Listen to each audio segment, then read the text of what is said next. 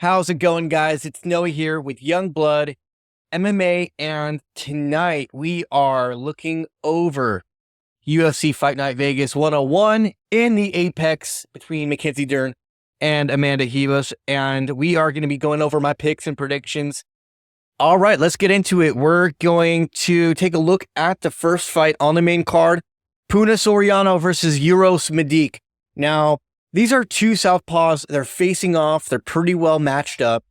Very close stats between striking, accuracy, and so on. You have Puna Soriano, though. He's had 4 losses out of his last 6 fights. They were with middleweights.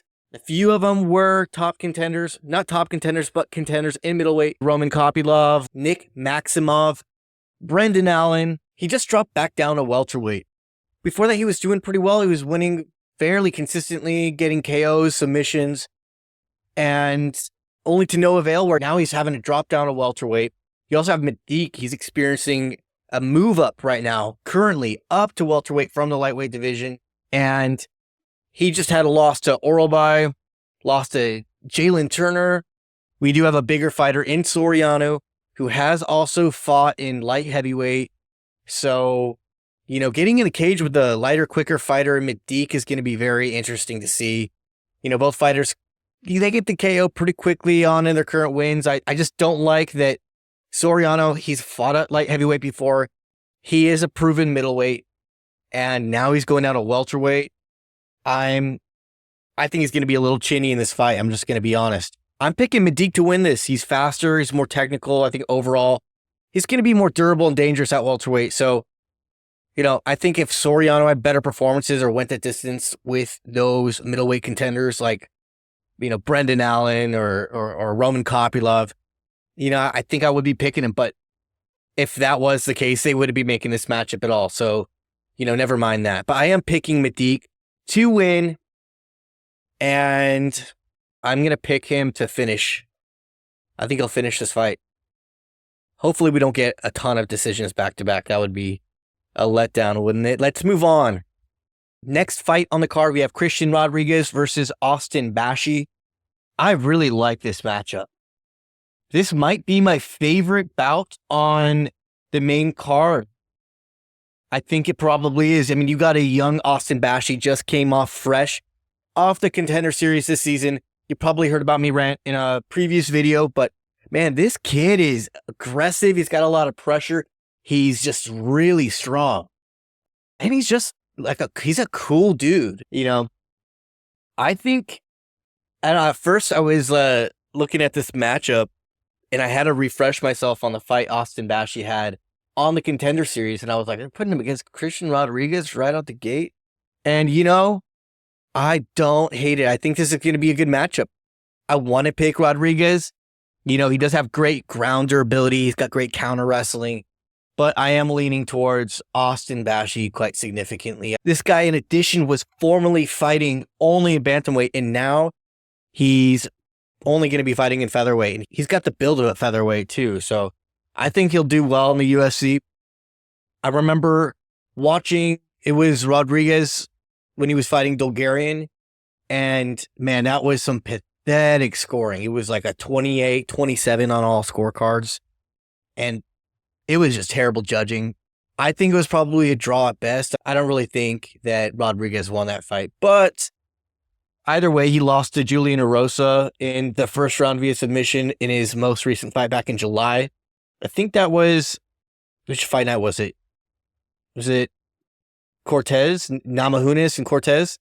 So either way, Bashi's going to be just too much for Rodriguez, in my opinion. His pace, his pressure, his strength. So, hey, going to be a tough night for C-Rod here.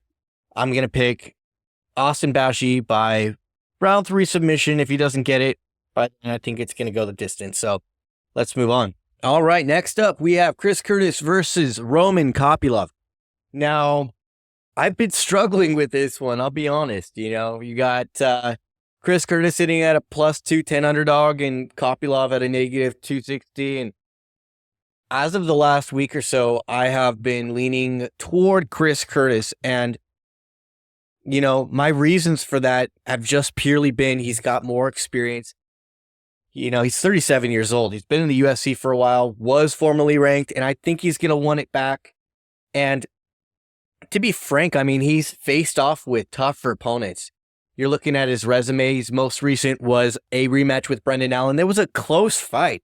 Went 5 rounds with Brendan Allen, who is doing really well right now. He's on a good run. Win against Marc-Andre Barrialt.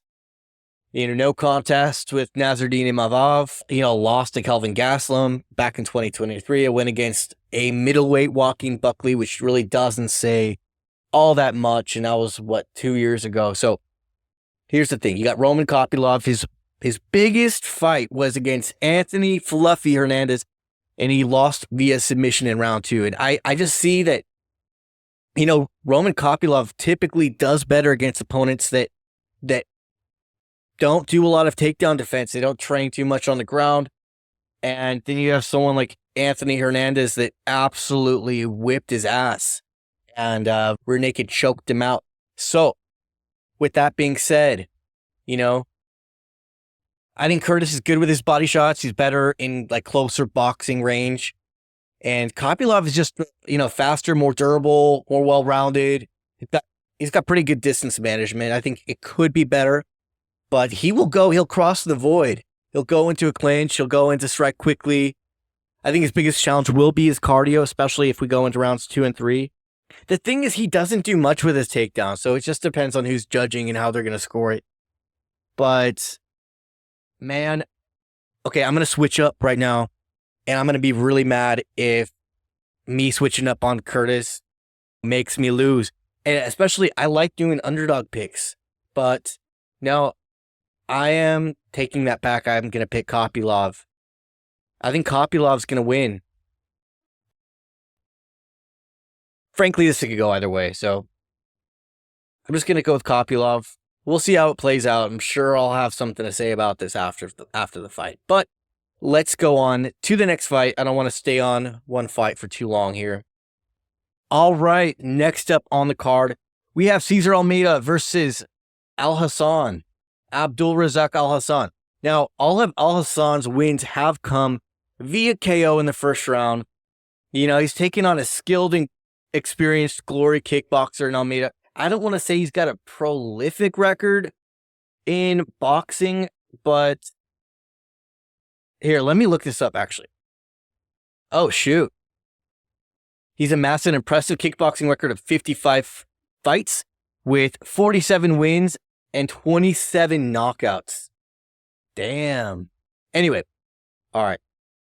A way to remember this guy, a little fun fact, is he has a win over Alex Pereira in Glory Kickboxing. It was a decision win. It was pretty close. They both beat each other.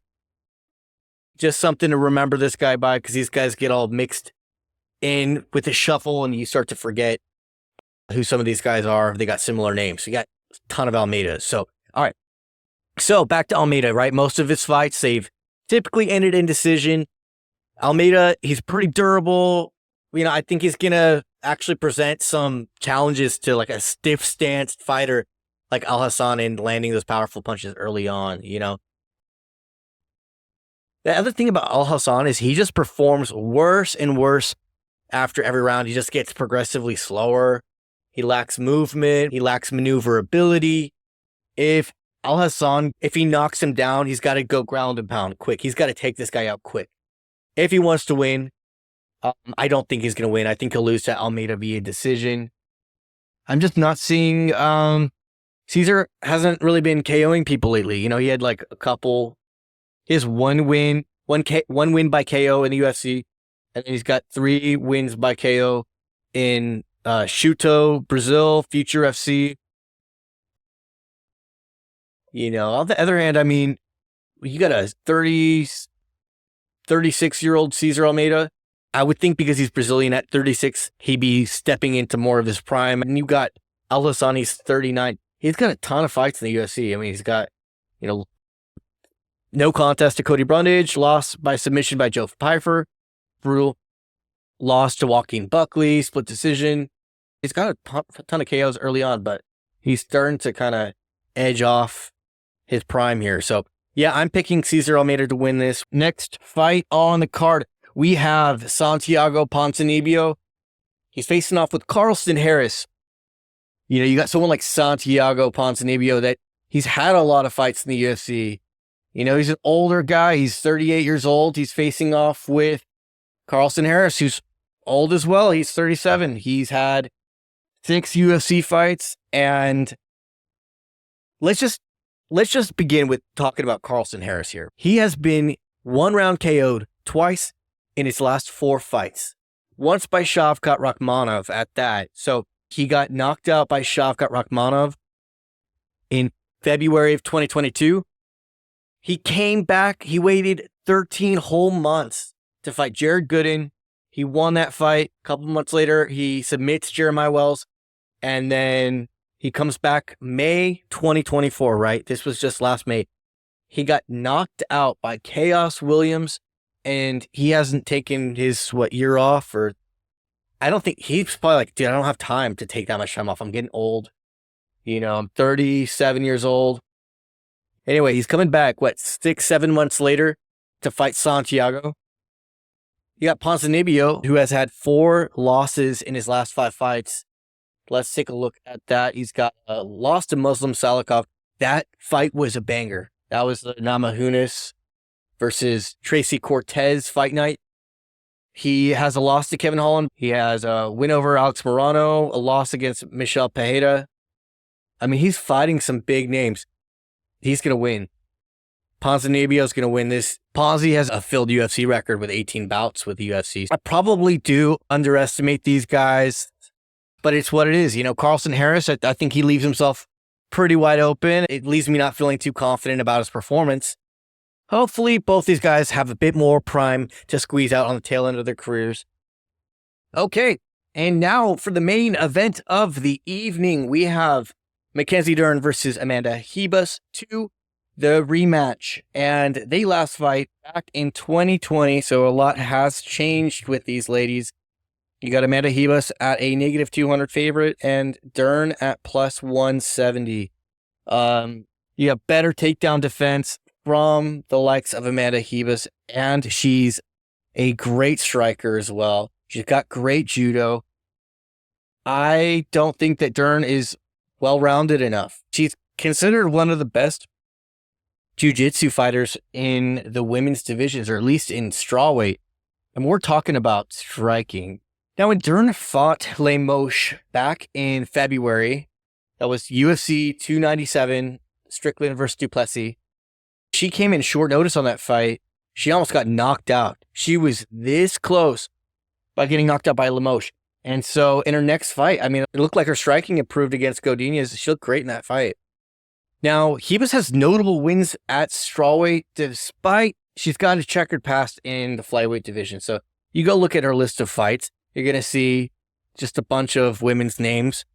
And near the tail end, you see like half of them are actually flyweight bouts. So she's coming down. I think she'll be at strawweight indefinitely, and she's just going to go move forward in her career at that weight division. I don't see Dern winning this. I think the pressure from Amanda is going to be too much, and she's going to have to keep this purely on the ground. This is a 5-round fight too. Yeah, I think Ribas is going to do better in the cardio. She's going to do better in the striking, and I think she's going to defend pretty well against those takedown attempts. Overall, you know, I'm picking Amanda Ribas to win this, and I mean, I don't think it's going to do a whole lot for the strawweight division. You got Dern ranked 6 and Ribas ranked 8. And then you have Yasmin Lucindo at like 7. So we're going to see what happens with her in the strawweight division. And we also have a strawweight title fight coming up here next month. So that'll be very interesting seeing what happens between Zhang Weili and Tatiana Suarez. Anyway, that's the video for the day. I hope you guys enjoyed it. Subscribe and hit that notification bell so you see when I post new videos. Be sure to leave a comment, show some love, show some hate, and I'll see you guys on the next one. Have a good night.